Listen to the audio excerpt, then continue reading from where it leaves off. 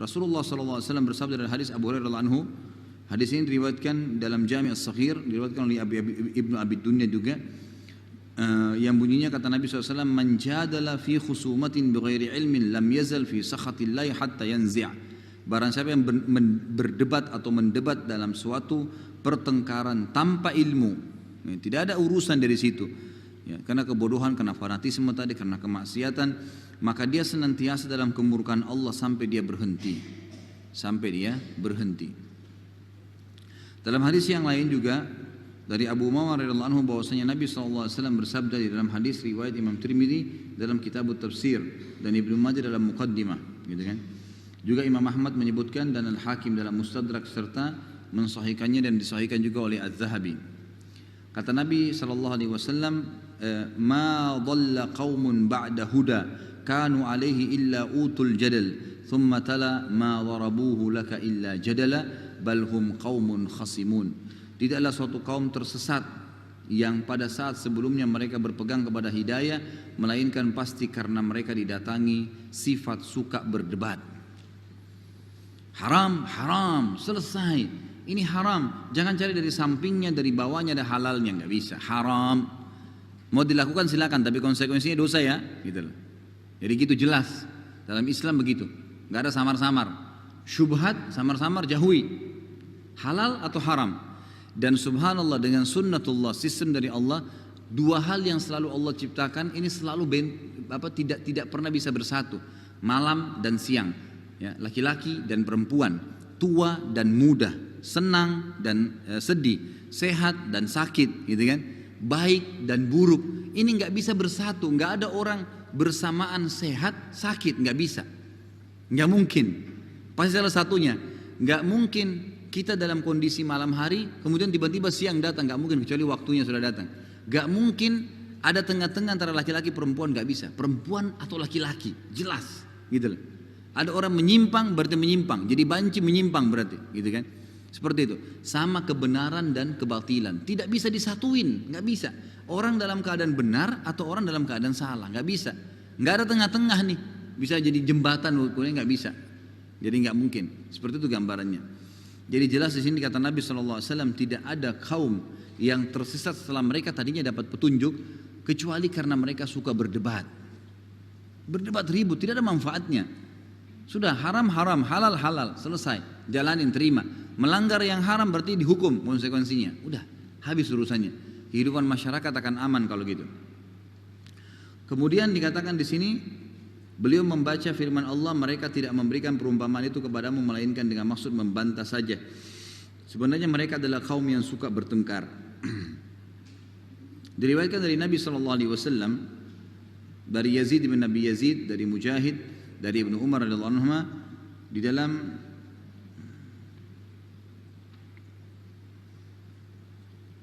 hadis kata Nabi SAW, "Inna akhwafa ma akhafu ala ummati zallatu alimin wa jidalu munafikin bil Qur'an wa dunya taqta'u a'naqakum." Sesungguhnya yang paling aku takutkan atas umatku adalah ketergelinciran orang alim. Alim itu kan tahu ilmu halal haramnya Allah, tapi karena urusan dunia dia menghalalkan apa yang Allah haramkan, atau sebaliknya menghalalkan apa yang Allah haramkan. Yang kedua, serangan atau debat dari orang munafik yang menggunakan Al-Quran. Al-Quran bilang begini, Al-Quran bilang begitu, tapi ayatnya dipotong-potong. Orang-orang liberal kan begitu sekarang. Mereka banyak mendatangkan ayat Quran tapi sepotong-sepotong. Ahli kitab bisa masuk surga kok, buktinya Al-Quran mengatakan begini, gitu kan. Tapi mereka tidak faham bahwasanya ayat itu menjelaskan tentang keadaan orang-orang ahli kitab sebelum datangnya Nabi Muhammad SAW, gitu kan. Ada ayat Al-Quran mengatakan sungguhnya Nasara, gitu kan, as-sabi'in dan beberapa kelompok-kelompok yang disebutkan dalam surah Al-Imran, itu mereka beriman kepada Allah maka mereka akan masuk surga. Ini kata para ulama tafsir adalah sebelum diutusnya Nabi Muhammad SAW. Allah ceritakan dalam Al-Quran kisah umat sebelum kita. Tapi setelah Al-Quran datang turun, tidak ada lagi orang Nasrani masuk surga, tidak ada lagi Yahudi masuk surga, karena jelas Allah mengatakan dalam surah Al-Bayyinah, innal ladzina kafaru min ahli kitab wal musyrikina fi nari jahannam khalidina fiha. Sesungguhnya telah kafir ahli kitab Yahudi dan Nasrani dan orang-orang musyrik, dan mereka akan kekal di api neraka kalau mereka meninggal dalam keyakinan tersebut, gitu kan. Jadi jelas Ayat Al-Quran menjelaskan masalah itu, jadi tidak boleh orang berdebat dengan Al-Quran tanpa ilmu. Banyak orang gitu memanggal-manggal ayat tidak faham. Makanya ilmu itu saudaraku bitalaki. Ya. Jadi ilmu itu didapatkan dengan talaki, dengan begini pengajian. Kita boleh baca buku, bukan tidak boleh, boleh baca buku tapi itu penguat, pelengkap. Jadi dalam Islam sebenarnya tidak dikenal namanya otodidak, khusus ya. Supaya menjadi seorang alim lalu cuma baca buku saja itu nggak bisa. Harus ada seorang alim yang membacakan buku itu, yang faham kemudian dijelaskan, ditambahkan, ya dikuatkan dengan buku-buku lain, pendapat-pendapat, baru kita bisa faham. Nah, gitu. Baru kita bisa faham. Gitu. Kemudian yang ketiga adalah dunia yang akhirnya memotong leher kalian. Maksudnya kalian saling bunuh-membunuh karena mengejar dunia itu. Jadi orang alim yang tergelincir, debatnya orang munafik dengan Al-Quran, dan dunia memotong leher kalian. Kemudian dalam hadis yang lain juga disebutkan, riwayat Abu Daud dalam kitab Sunnah, al-mira'un fil Qur'ani kufrun, berdebat dalam Al-Quran adalah suatu kekufuran. Maksudnya Allah mengatakan begini, masa sih, kayaknya keliru deh, Allah nggak bilang begitu. Kenapa ya Allah bilang begini ya? Kenapa Allah haramkan khamr ya?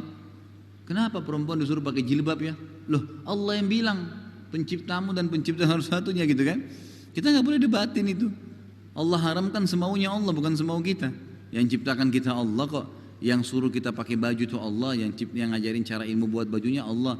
Allah larang membuka aurat. Memang sudah begitu hukumnya, nggak boleh debatin.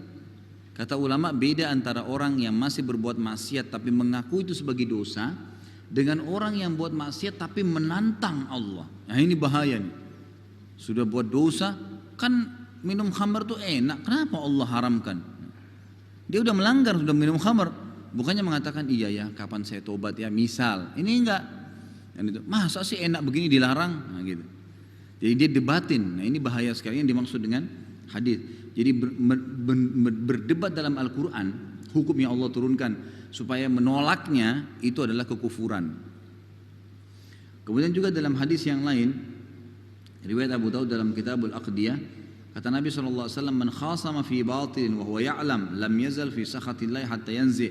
Barang siapa yang bertengkar atau berdebat dalam kebatilan sementara dia tahu itu kebatilan, maka dia senantiasa dalam murka Allah sampai dia berhenti.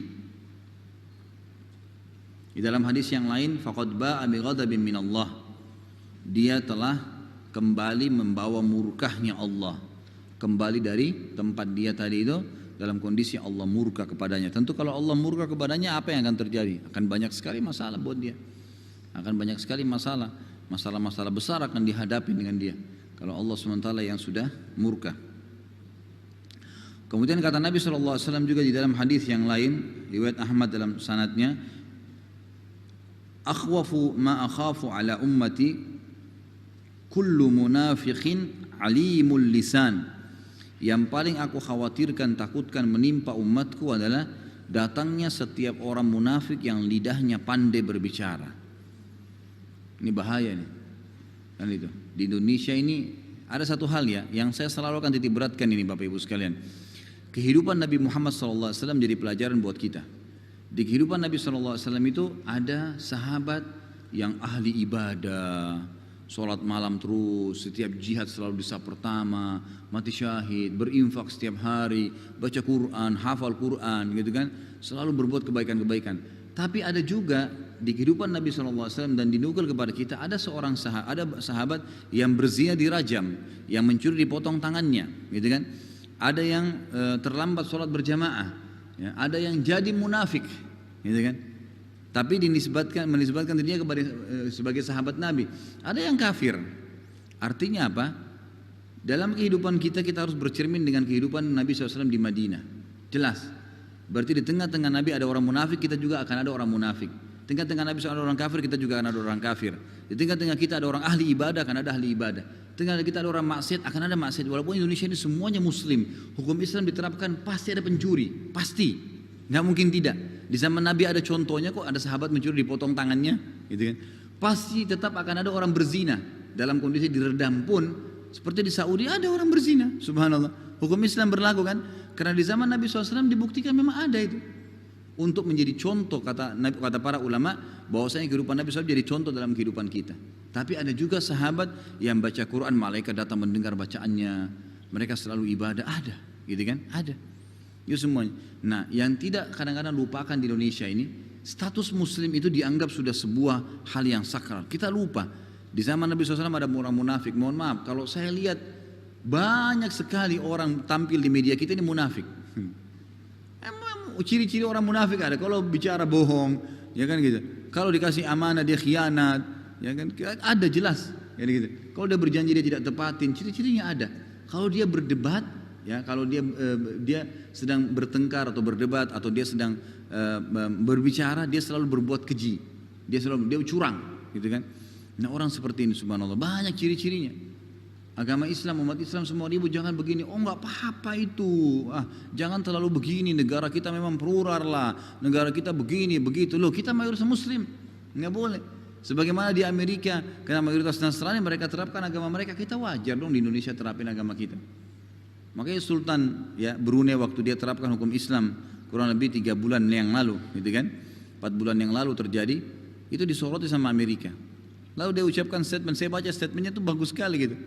Dia bilang, saya heran dengan anda semua ini. Pada saat orang-orang muslim di Palestina dibantai, tidak ada yang bicara Amerika, tidak ada yang ribut. Karena kan dia disorotin, untuk apa negara kecil jalan hukum Islam, pokoknya seakan-akan itu sebuah kriminal, gitu kan.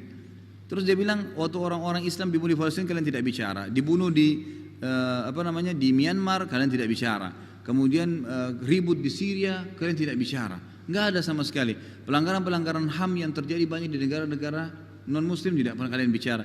Kenapa di negara saya rajahnya, ini masyarakat saya juga setuju dan ini hukum agama kami mayoritas di sini, kami mau terapin, kenapa kalian sorotin? Gitu. Nggak ada yang bisa bicara akhirnya.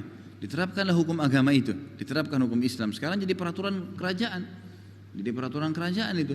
Bahwa saya memang ini hukum Islam yang diterapkan, hukum Islam, gitu kan? Sampai di situ disebutkan begitu diniatkan dan diterapkan hukum Islam, ditemukan lagi ada 7 atau berapa gitu, ya, kian minyak yang bisa berlipat ganda dari apa yang mereka milikin sekarang. Itu ada fakta sekarang di Brunei begitu.